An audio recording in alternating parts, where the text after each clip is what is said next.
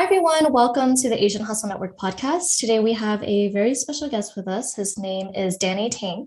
Danny is the founder and CEO of Bokksu, a New York and Tokyo-based D2C snack subscription and e-grocer that delivers authentic Japanese food and lifestyle products to over 100 countries.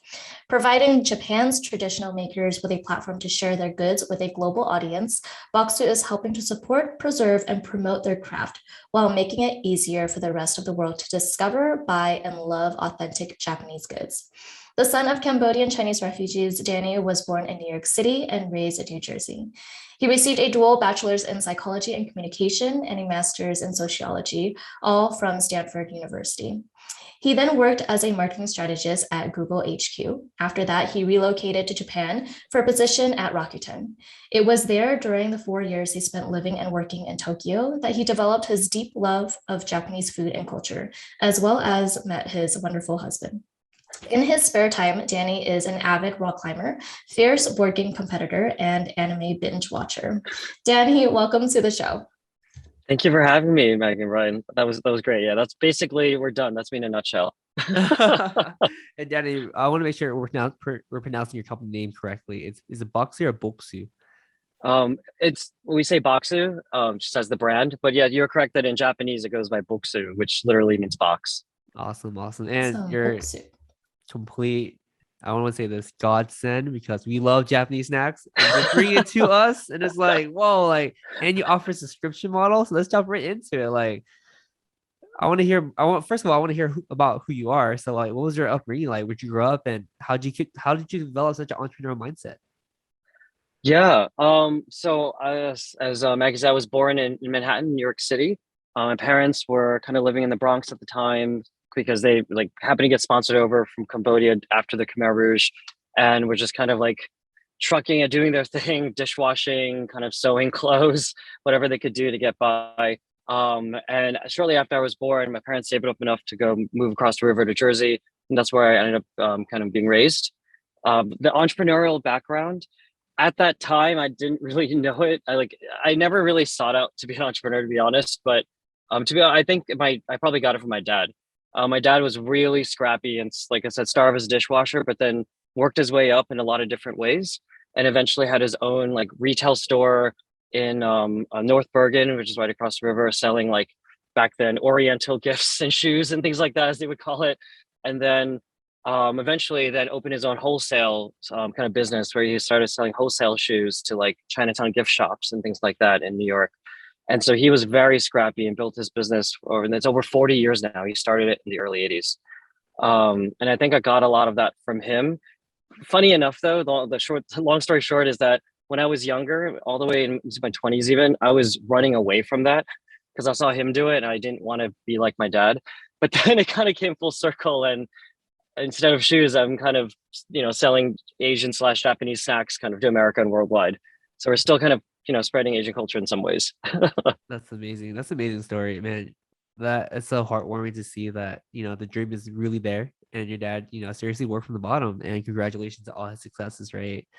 And the question I have is like, as you're transitioning over to become your own business owner and entrepreneur, how much of that affected you in terms of like determining like asking for help, fundraising, like I also come from a very similar situation too, where my parents own a used appliance store, and for a while when I became an entrepreneur myself, I had to unlearn a lot of things they told me, like you can't ask for help, you can't ask for money, ask for money is weak, you gotta just grind it out and just cry it through, and it's like it doesn't really work with today's world, especially in the startup world, right? And I want to ask that question because I feel like a lot of people are in similar positions, and your story is very unique that you are that position, right? So how many things do you have to unlearn about like raising money and asking for help and doing all those things? I'm really curious. That's a great question. Nobody's ever asked me that before, actually. So to fully answer with context is you're absolutely right, especially because there's a lot of warring opinions that was in my head. I mean, some for kind of thankfully with some privilege, since I went to Stanford, I actually had a good amount of friends that became founders. That's not an uncommon path for Stanford grads, and so or at least tried to be founders. And so I would get like advice from them. So when I was first starting, I would ask them, what should I do? Like, should I fundraise? Should I not? What should I, and then they would give me their version of their advice because from their experience. And then I'll talk to my own father who did the small business thing for over 40 years. And he would give me almost a totally diametrically opposed advice. He'd be like, go very slow, don't overextend yourself, don't fundraise, and just build it brick by brick like I did. Because I bought one case of shoes and I sold it, and then I bought 2 cases of shoes. And I was like, Dad, this isn't the 80s. And so it was actually very confusing at times, but it really helped to get the multiple type of perspectives and for me to kind of see what fits with me. And in the end, that blended type of outlook really helped me out because Bokksu is a very unique business, and the way I ran it was unique. We were bootstrapped fully for like 3+ years, and mostly for like 5. And part of that was that I was really trying to build solid unit economics, the underlying business foundation, before just like fundraising and burning it and fundraising more and burning it, which is not an uncommon path for the VC back world. And so I kind of walked this middle path where we still grew quickly, but I wanted to be mindful of what my dilution, like what my control of my destiny, and also realizing that just because I didn't grow as fast as that startup doesn't mean it's over. It's like a marathon, not a sprint. And that kind of mindset came from my father, for sure. Yeah, I really appreciate that mindset. Building brick by brick. That's exactly what my parents taught me to. And yeah, it's a lot of barriers. Maggie, you have something to say? Yeah, and you mentioned that your product is very unique. And I absolutely agree. I want to know, first of all, I want to know, like, we know that you spent a couple of years in Japan, and that's really where this idea kind of derived from, right?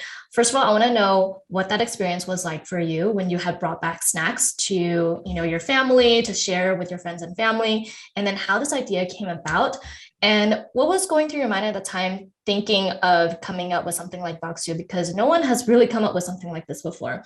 And with a lot of new ideas, a lot of people tend to think like, is this something that can even be viable? Is this going to be, revenue generating? Can I actually create a company with this product, right? And because it's so unique, what type of thoughts did you have in your mind during that time? Did you think it was going to be successful, or did you have thoughts about whether or not it was going to be successful? I want to know about your thought process during that time. Sure. Wow, that was a lot of questions. To tackle the first one, I it was good though. It was like multi-steps. I'm like thinking about the long answer here. I lived in Japan for over 4 years, and so I got to like kind of come back and forth quite a lot from Japan back to America. And during that time, every single time I would bring back these like authentic regional Japanese snacks in my suitcase and share it with friends and family. And every time they were all like in love with it, and like they would just be wowed by how different it was, the packaging, the smell. I mean, I myself was as well. Just like living in Japan, I was still stunned by that every day, and so that helped really plant the seed early on that there's something very special here. And but what really drove it home and why I kind of realized this could be something was when I moved back to New York City almost 9 years ago now from Japan.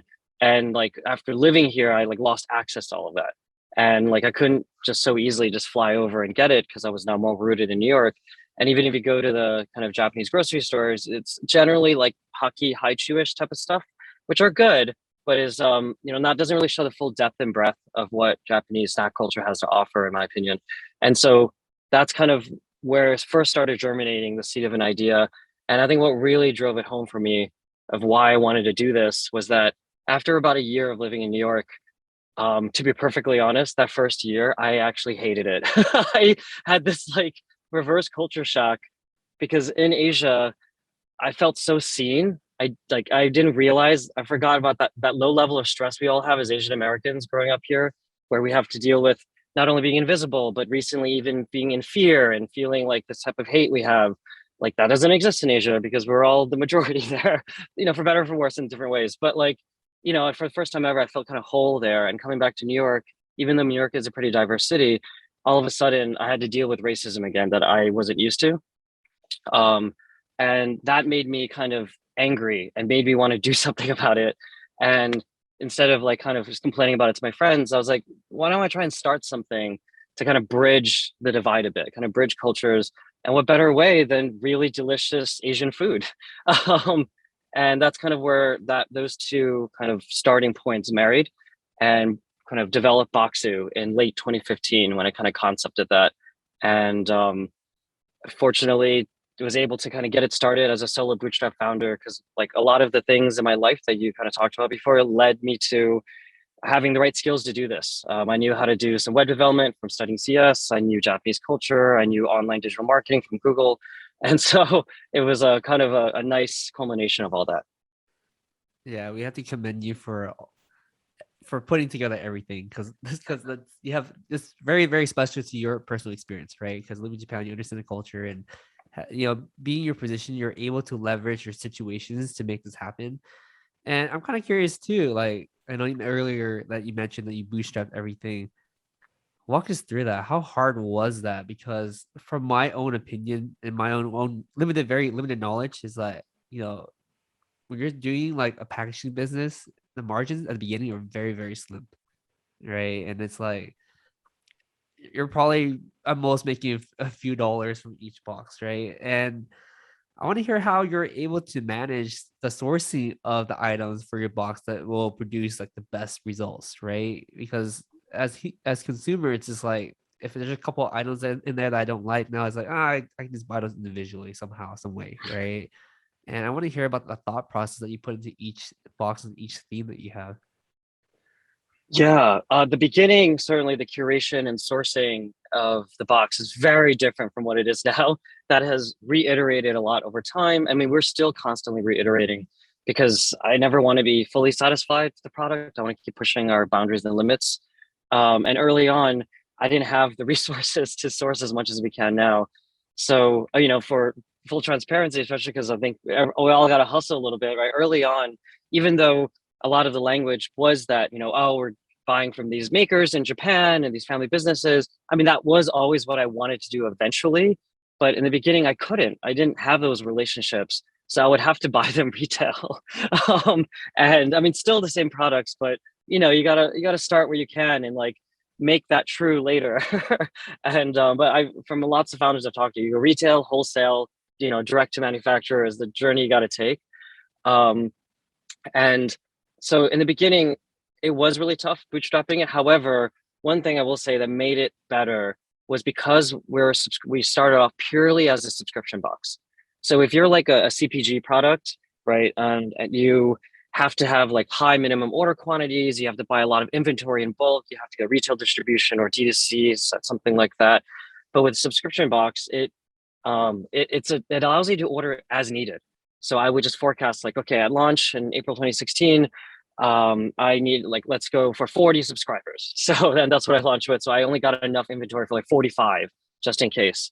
And then I would kind of grow that. The next month it was like 50 and 70. And by the end of that first year, half year, I had like 150 subscribers and I was like delighted. And, so it was a very scrappy early growth because I didn't have money to do Facebook advertising or do any of the kind of paid media stuff back in the day. But that allowed me to keep kind of burning costs down because I could just use that and keep growing from there, as opposed to buying a ton of inventory up front and then having this cash flow cycle that's really difficult. Yeah, absolutely. And yeah, that's a really great approach because, however many subscriptions that you get, exactly how many that you need to buy from the vendors or the providers. Mm-hmm. And then it's pretty much just paying for itself, right? Because you're getting that prepayment from your buyers or your purchasers, and then that will fund for the snacks.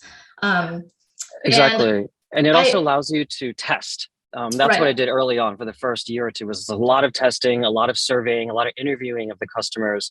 Like in the beginning, I only had 6 unique products in the box, like still around like 20-ish items, 15, 20-ish. Like nowadays we're around 22, but like back then I just put in like 4 of each item, 3 or 4 of each item, because it's a lot of work to curate. Now we have about 16 unique products in the box. And that's like 16 different vendors potentially that you have to work with to get that. And so but early on I found out, 6 is not enough. That the perceived value is too low.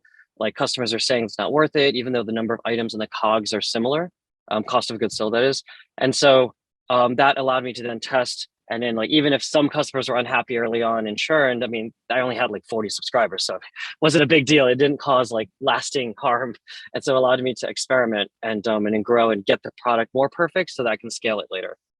I love this hustle story a lot, and it makes it more realistic for the average entrepreneur, right? Because when we look at this from a very, I guess, like really like whole picture standpoint where you are today, and it's like, wow, like how can we even compete with that? Because like it takes a lot of sourcing, a lot of money, a lot of ads. Your ads are everywhere, by the way. So I love seeing them because I'm almost like, oh, that looks a pretty good snack, And I'm kind of curious too, like about like scaling that business and as you started to grow bigger and bigger, like were you doing this full time at the time, or did you just totally make that jump and like scrape by and live in a parent's house or bedroom or whatnot and make it happen? Kind of, I was looking at your LinkedIn earlier, I noticed that there was like a 3-year gap, right, in between like your business development associate job and being a founder at Bokksu.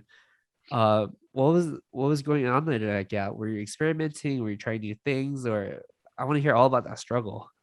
Yeah, you guys are digging into the real questions. I love it. So, um, I after I quit Rakuten in Japan and moved back to New York, I went back to school at Columbia to study computer science in this like kind of post baccalaureate program, thinking I was going to then pursue a master's and then get a job as a software engineer. The reasoning is that I was in tech for already 3+ years, but always on the like marketing, business dev side.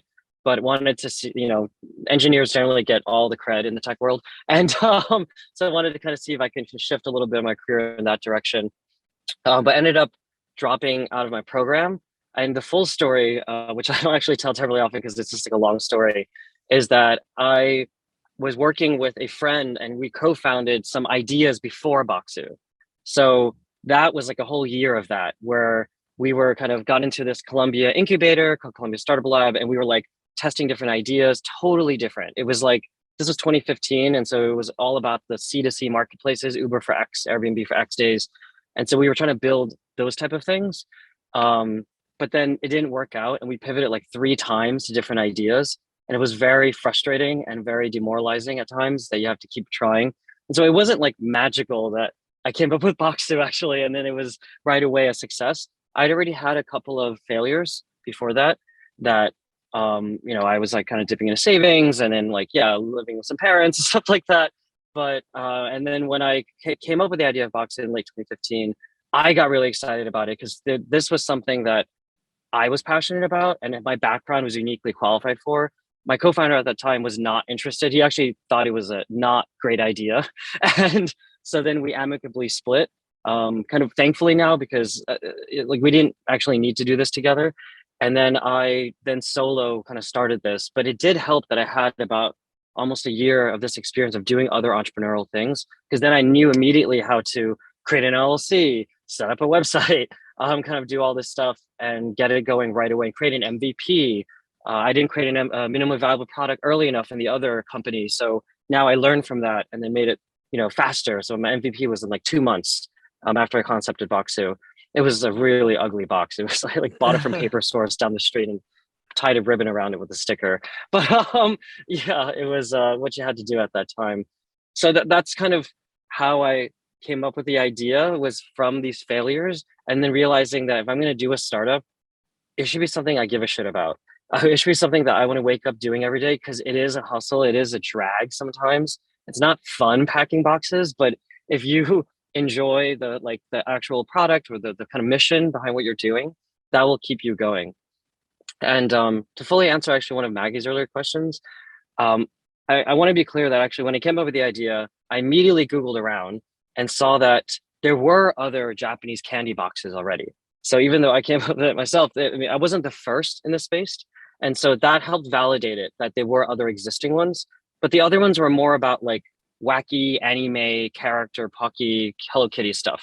And so nobody was really doing what I wanted to do, which was kind of authentic family business Japanese snacks. So that's what allowed me to then take a chance on this, because I was like, okay, well, there's some validation in the market, and being first is not everything. Actually, it's better sometimes to come in later and just do it and execute better. Yeah, I love that so much. And, the fact that you mentioned that you really have to be passionate about it to put in, so much effort and hard work into it. And who wouldn't want to try Japanese snacks all day, right? I'm sure you're trying Japanese snacks just to make sure it's good for your customers, right? And like Brian knows this about me as well. Like Japan is my favorite destination. Like if you ask me like where I would want to go, if I could only go to one place as a vacation, it would be Japan. And there's this one corn soup that they have in the vending machines. It comes out hot and it's so hard to find. I remember last time like Brian and I went to Japan, we looked everywhere and we looked in Tokyo, the vending machine was broken. And then this other vending machine in Tokyo, it like ran out. And so we had to go to Kyoto to look for it. It was crazy. But like, I understand what you're saying. Like when you go back to the States, like there's that part that's missing and you just want to have those snacks so often when you come back to the States. Exactly. Were you gonna say something? Yeah, and what Maggie's trying to say is, Danny, she want a corn box coming out of Bokksu, okay? We do have some pretty amazing corn snacks, and we have a corn tea from Hokkaido that's actually really delicious. I am surprisingly, I was very surprised when I drank that, and it was really, really good. I do actually still final taste test everything that goes in the box over 6 years later. We do tasting day happens once a month in Team Bokksu, and everybody loves it. It's a really fun day. I love that. We sample over 30 different snack products and whittle it down to like 16 essentially for that month's curation. Oh my gosh. You need to hire me. Let us know you're hiring Maggie. She's eat all the inventory all day. And Danny, I have a very technical question, right? And sure. I know like pricing with subscriptions is a pretty interesting concept, right? And I'm kind of curious about like, I saw all your pricing tiers and your packages on the website. How did you determine the pricing tier of what works and what doesn't work? And out of curiosity, like what was the original first subscription price that you put out to test things out? So pricing is hard, right? It's there's definitely no easy answer to what is the optimal price, and even nowadays I doubt myself. It's I don't think you ever feel, I don't know any founder that's like, this is the perfect price. It's walking a fine line of product market fit and it'll sell enough velocity that we still make enough margin. You're always wanting to tweak it a little bit. And like when Bokksu first started in 2016, it was $39 flat.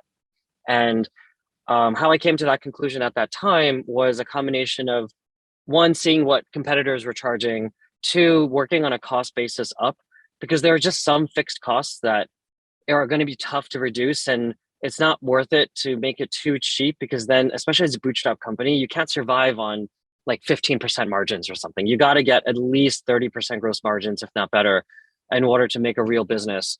And so, of course, that's different per industry, but in my kind of food D2C space, like 30+%. I mean, jewelry is like 80% because they're all in branding and marketing and stuff like that they have to spend on. But and in this space, I was aiming for 30+%.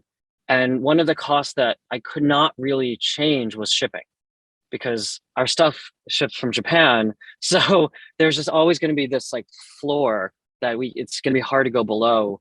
And so I knew that. So I wanted to price it where there would still be comfortable margin for me to be able to experiment and kind of make like kind of mistakes if need be, and it's not going to be the end of everything. And that's how I first arrived at 39. It was a very simple, like 1/3, 1/3, 1/3 of cost of goods, kind of shipping. There was no fulfillment because it was me packing it myself at that time. But nowadays it's shipping and fulfillment in that pie. And then kind of gross margin. And that's evolved a lot over time. So nowadays, if one looks on our website and bokksu.com, it's $49.95 for the kind of monthly plan, and it goes as low as kind of the original, almost close to original price of $39.95 if they do a 12-month. And the reason we had to price increase, that all happened in 2020. So we kept that same $39 price for like 4 years essentially. And then COVID happened. And then shipping price rates went through the roof for me first before any other founder, because I ship everything by air. Because a lot of our snacks have only like 2 or 3 months of shelf life, which is why it makes it so special and unique. And you can't find it in America because you can't import that by ocean. And so you can only ship it by like Japan Post or whatever to customers. But then unfortunately in April 2020, Japan Post suspended shipping to 200 countries around the world. And I was shipping 100% of our shipments at that time using Japan Post. And that was devastating. That like, I thought that my business was over. I remember thinking like, holy crap, am I gonna have to declare bankruptcy after 5 years of just like hustling for this thing? Um, but fortunately, I found after 2 weeks of working my butt off, found alternative shipping solution, only one that could do what I wanted to do in a reasonable price. And but it was more expensive. It was like 50% more expensive shipping. But I ate the margin for a good 6 months because I thought that COVID was like a 3 month temporary thing. I think a lot of us did back in March 2020.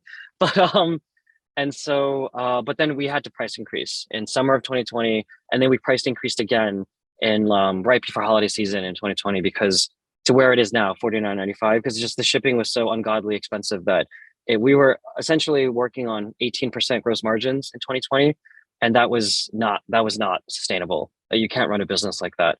And so we increased, but fortunately, because we were growing so quickly and there was so much demand for Bokksu in during COVID when nobody could travel or leave their homes, that like people weren't as price sensitive. And nowadays we're still holding to that price. There has been a lot of inflation, like people talk about, but because we kind of preempted that, and a lot of our supply chain is in Japan and not as affected by ocean freight, which is where a lot of the inflation is coming from. We haven't had to increase our price again. Well, let's see how. Hopefully, we'll keep holding out on that. Let's see. Wow, thank you so much for sharing that. It's so much visibility into the type of things that founders go through, right? And Yeah. it's especially shipping where I don't, unless you're in the industry, you don't really think about that as like a factor. But I mean, I have watched a lot of, and I have read a lot of news too, like shipping containers are like 10x the price of what it was Hmm. before. And it's like, it was like a couple thousand, now it's like 20, 30,000, 50,000 for a cheap one. A lot of people don't have the visibility. And I really appreciate you Right. sharing that to the community. And I know earlier that you mentioned that during 2020, like you went through some hardships where it's like, oh, I don't know if my business is going to make it. I want to hear about your hardships earlier in the early stages of Bokksu where you're packing that box and you get fed up. You're like, man, why am I doing this? Like I should have a cushy job, and my mom was right. I should have just stayed in college or something, stay in my job. I want to hear about those moments of doubt that you had because I think as human beings, like we all go through those roller coasters of emotions of doubt and anger and frustration, right? Especially when you're doing something every day where it's like it's so unsung in some ways where it's like no one sees you taping the box. Everyone sees this version Hmm. of you as like, oh, he's doing really well. His company's growing really fast. But as you're packing each box, you're like going crazy. You're like, why am I packing boxes? I want to hear about that part of the story. Oh, Jesus. Oh, I'm like have to dredge up those memories, but it's good. It's good to talk about that now. It's almost like therapy, so it's a good time. You're actually right. You made a guess, but my parents were actually against me starting my own business. They were at first. They were like, "Why are you doing this? We went through this, and it is not a fun journey." They're like, "We worked our butts off so that you could have a easier life in America, and you have these. You went to these schools. Like, just do whatever you want. Go work at Google again. Super cushy."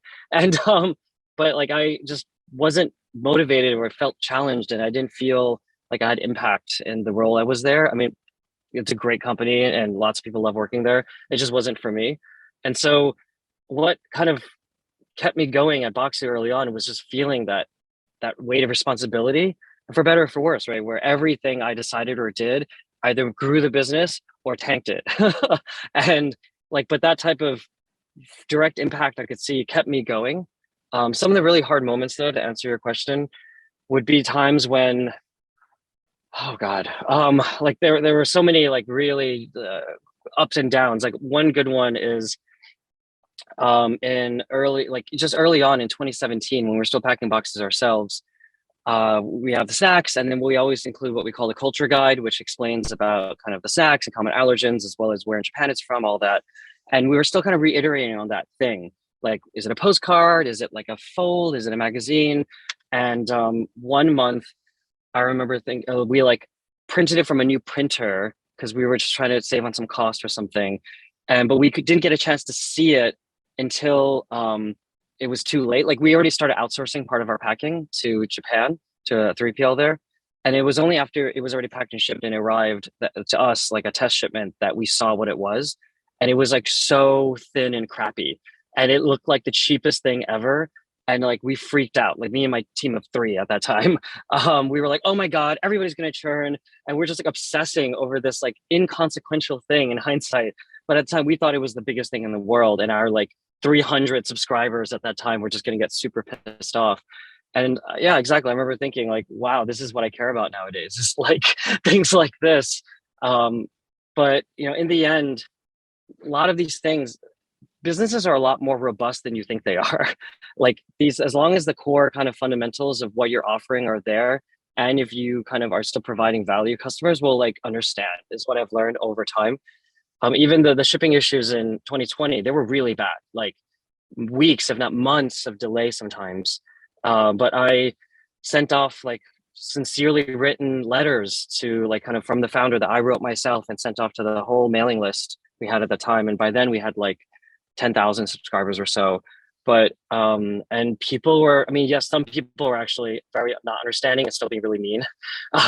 But most people were really understanding and like we're like, we get it. It's a small business. The world is tough right now.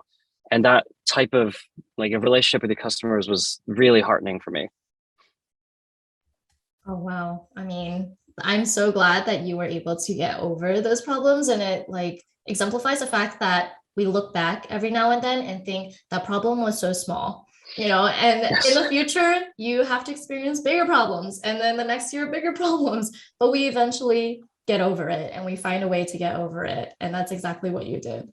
So I'm Yeah. glad that you were able to kind of get through that speed bump. But, it just goes to show like the problems that entrepreneurs and small business go through every single day, and the fact that we have to like just find a way to resolve and figure out how to get over it.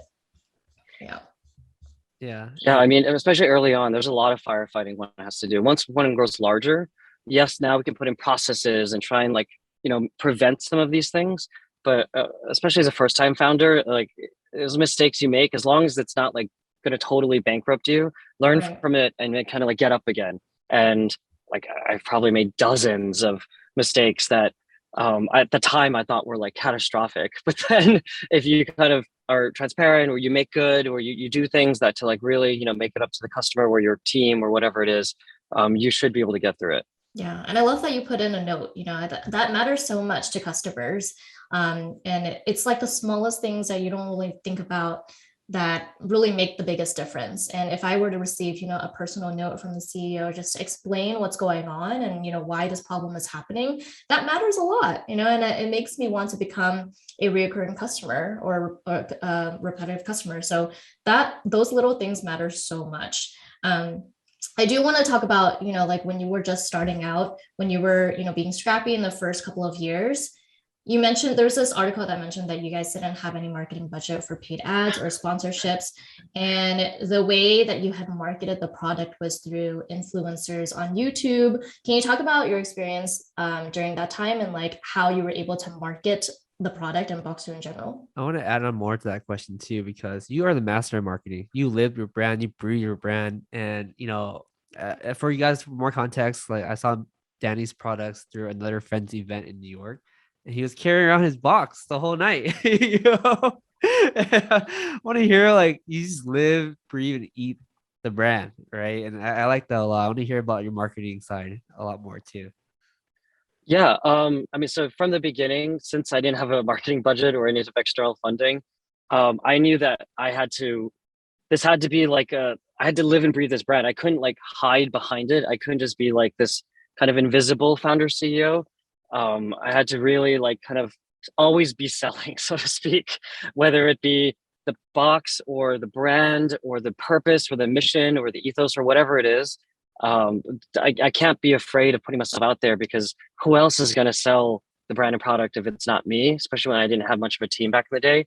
And I think I've just kind of, it's already integrated into me. I don't even realize I do it sometimes when I go to events nowadays. But yeah, early on, it was very much certainly my own networks, right? In the beginning, like posted to when I launched in April 2016, it wasn't really a launch. Like I literally just posted to my Facebook. I was like, hey everybody, I launched this company. Please sign up. Here's a discount code. Please help me take these surveys. And like the vast majority of the 40 subscribers in the beginning were just all friends. They were all people that were kind of supporting me. And then But of course, I mean, that runs out at a certain point. And in like the early ones I got were all very scrappy. It was kind of in-kind influencers. So I would send them product and then they would just review it, but they wouldn't get any type of payment because I didn't have money for that at that time. It was like kind of box review sites. It was kind of just referral programs, word of mouth, like anything like that. And I didn't even have like Google search ads turned on. I mean, I worked in Google ads back in the day. And so I know that you need a certain amount of budget to make it worth, as well as you need to have some brand recognition. Like people aren't going to click on your ad and convert if you don't have a certain level of, trust. And so early on, wanted to build up that trust by trying to build this evangelical following of early adopters and giving them like kind of more personal attention. I used to handwrite a postcard, like a founder's card, in every single month's box early on, where I would like personalize it to them and thank them for subscribing. And I hope they enjoy this month's box or something. I was able to keep doing that till 100 subscribers, but then like I just couldn't write the cards anymore. And then from there, we started having me hand sign them. We print the card, I would hand sign it, and that lasted to like 300 subscribers. And then that also couldn't go anymore.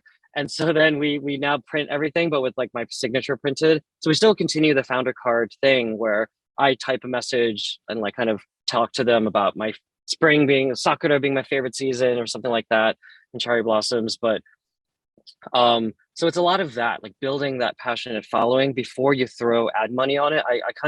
I'm a big proponent of that, because unless you have really good product market fit and if you just throw money on it, you're just burning cash. You're just like negative gross margins, and it's not going to work if you are not knowing the LTV to customer acquisition cost of your customer. I love that. I think that goes such a long way, right? Of like just nourishing the relationship you have with your community. And what you're doing right there, you're building super fans, right? And these people obviously talk about your product to other people. And I think people underestimate that because there's no way to measure it, Right. right? They're like intangible things that help your brand grow and who you are. And just talking to you, looking at before you even talk to you, like looking at your brand, it's like it's very warming. It's a reflection of of the founder, right?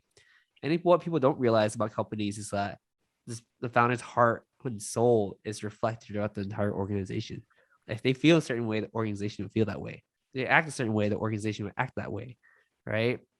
I always feel like you come from a very pure point of view. So thank you for sharing that information, because we need to hear that, right? It's not a soulless entity like we Mhm. see in those movies, where it's like it's soulless evil corporations. It's not like that nowadays. It's like it's a heart and soul, and what we stand for is really important.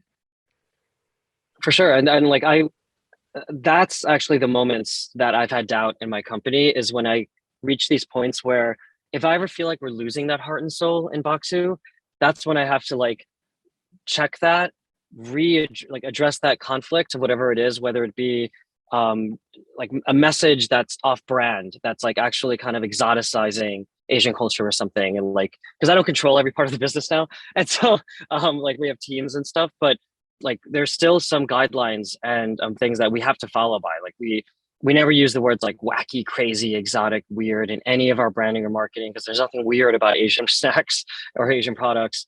It's just like, people aren't used to it, and so we just got to make it approachable, and we got to bridge that kind of gap.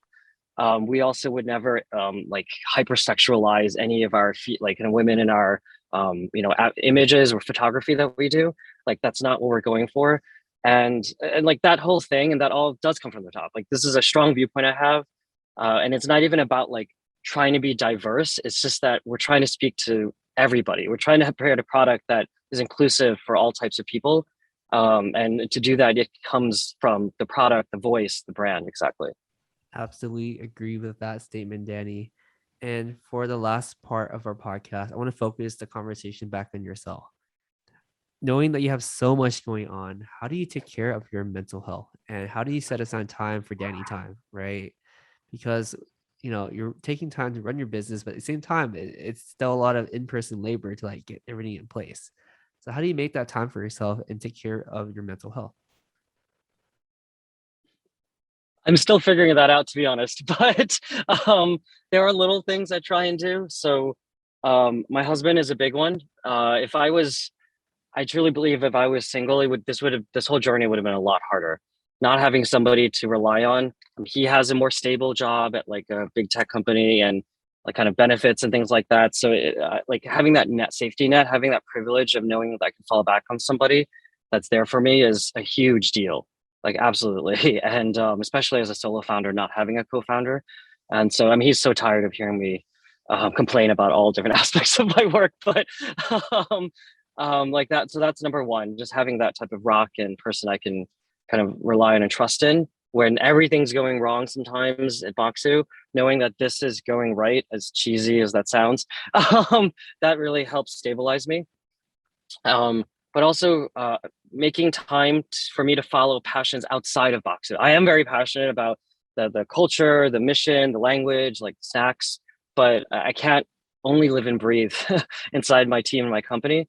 So like the other big thing I have is rock climbing and bouldering. Like I love rock climbing so much. It's kind of almost people are tired of hearing me talk about that too. And so I make sure I set aside time, like at least ideally it'd be 3 or 4 times a week, but if I can get 2 times a weekend, that would make me really happy. And I like, don't have to think about it. My rock climbing friends know I'm the founder of Bokksu, but it's not a big deal for them. And so I really appreciate that whole like escape where I can just turn my brain off of constantly thinking and worrying about what's happening with work. I love that. I think we're all trying to figure it out, right? We're still learning every single day how to improve on, reflecting on our own mental health and, making sure that we're happy, making sure that we make time for ourselves. But I love that you have a good support system, having your husband be there and listen to all the problems that we have to go through every day as a small business owner. Yeah. We need someone to be there to listen to those problems. But yeah, that's so amazing. I know that there's a really big, important feat that you're very super proud of, which is the fact that your staff is now of 50, right? 80% of whom are BIPOC, female and or LGBTQ plus community. So that is so amazing. I just wanted to point that out before we close out. And I know you mentioned that you intentionally invest a lot of your time and effort into making sure the workplace is a very transparent and fun and inspiring workplace for your employees.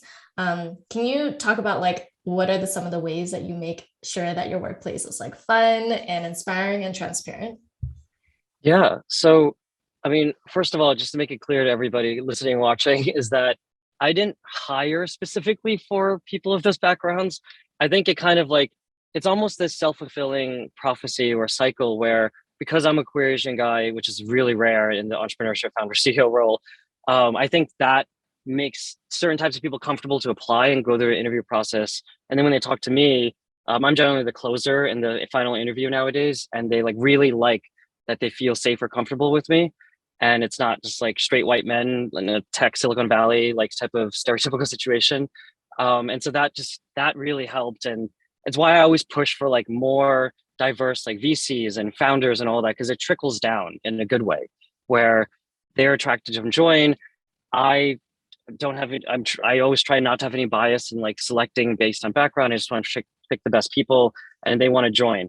And so it's not just my intentionality of putting into workplace, the team itself is vibrant.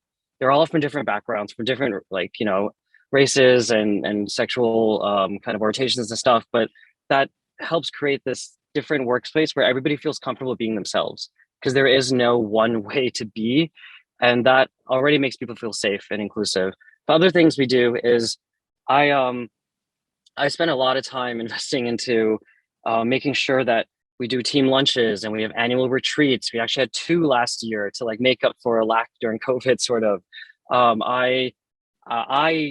We recently got an office manager. Her name is Kiza. She's amazing. But she's been like kind of taking on the mantle for a lot of this. But before her, I still organize all of that. There were sometimes I cooked dinner for my team, doing a happy hour at my place or something.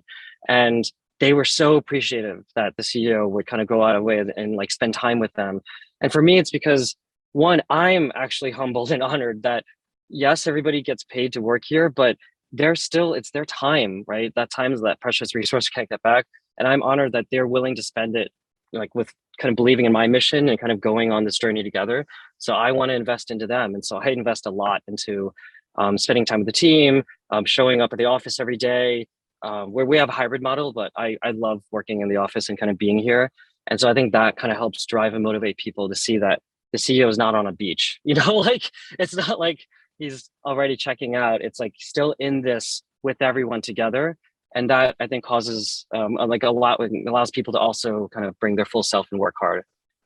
I love that. That's such great culture building advice, right? And yeah, you just gave me a lot of pointers too. Oh, Maggie, we gotta cancel that beach trip. I can't go to the beach right now. Yes, we'll cancel it. No, a vacation is needed here and there for sure. I just mean the whole idea where the CEO just like isn't even there, with everyone. Is just in his own office or constantly like, vacationing or something. But certainly everyone needs a little mental break here and there for sure. So Danny, I have one final question for you. And that question is, what advice would you give to someone listening to this podcast, working in their cubicle or home office right now, thinking about making that transition? It's transition entrepreneurship. Is that what you mean? That's correct. They're like constantly telling their friends, I want to start something, Yeah. I want to do something, but they don't know what that thing is, right? And they haven't really had the courage to make that jump yet. So what would be your advice? My advice is to really make sure that you have a lot of your foundations and bases covered before you make that jump, because there is this like sparkle and shine to like entrepreneurship, especially the ones that do well, but you only see the side that it's all growing and doing super well and they just fundraise or whatever. And you don't see a lot of the ugliness underneath sometimes. The high amounts of stress, your hair turning gray, your sleepless nights, fights with your family or spouse if you can't make ends meet with money. And they're like, that's all very real, right? And now a lot of people don't talk about that. So like make sure that you have enough savings to last you like a year, because you're not going to be getting paid for a while. I mean, longer would be better, but not everybody has the kind of privilege to do that. Make sure that you have some type of fallback plan. Like maybe you can still get a job afterwards, even if the entrepreneurship thing doesn't work out. Make sure that whatever you're doing, you actually have the passion for, and it doesn't have to be the product. It could just be the mission.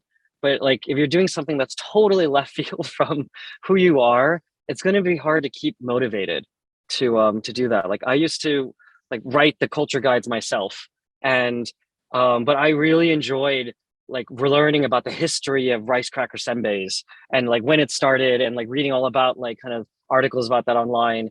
And because it's like super nerdy and I really enjoy those parts of Japanese culture. But now if you don't like that, if you don't like these like weird esoteric things, don't run a business that does stuff like that. So like just make sure that those things are ready and aligned, because it does take a lot of privilege to be an entrepreneur, for better or for worse. And I think people need to realize that before they jump in with no savings, like kind of caution to the wind, and then all of a sudden they're kind of in debt, and it's not great. That's really, really good advice. And that really hits home with me too. Right. And I just remember making that jump too. I'm like, oh no, like the stress is real. Like, where's the money gonna come from? Like I left my cushy job. And you realize that, it's not right to correlate my identity with money and my job title and everything. I'm here for me. And that passion really moves you forward, because I'll probably just curse in this podcast for sure. You just be eating shit every day to get away. Yeah. That's honest And it's truth. like that for a long time. Like it's, if people think that as soon as you're successful, you raise a big round, you can just relax. It's not true. It No. actually, since my fundraising announcement of the Series A in January, it's only gotten more busy, more crazy, more stressful. The scrutiny is higher as well for everything you do now. And so it actually just gets harder. It doesn't get easier until you exit fully, and then you're no longer working at the company. And that takes anywhere from 7 to 10 years from start. All right. For most people. Absolutely. We're The believing you, hustle never Danny. ends. So Danny, how can our listeners find out more about you and learn more about Bokksu? Sure. Yeah. I mean, so if they just visit bokksu.com, BOKKSU, that's where a lot of it is there. And we also just launched our expansion store, bokksugrocery.com, where we're now also selling and trying to provide like online Asian groceries and ingredients, and soon frozen items and alcohol as well. As a little tidbit here, shipping nationwide, including Las Vegas. And so you can like there, and then, I'm on LinkedIn, Danny Taing, Taing, which is the Cambodian-Chinese spelling of that last name. it's a rare one. So I come up really easy in SEO. So I have to be very careful. Awesome. We'll leave all that in the show notes. But Danny, thank you so much for being on the podcast today. We absolutely loved it. Thank you so much, Danny.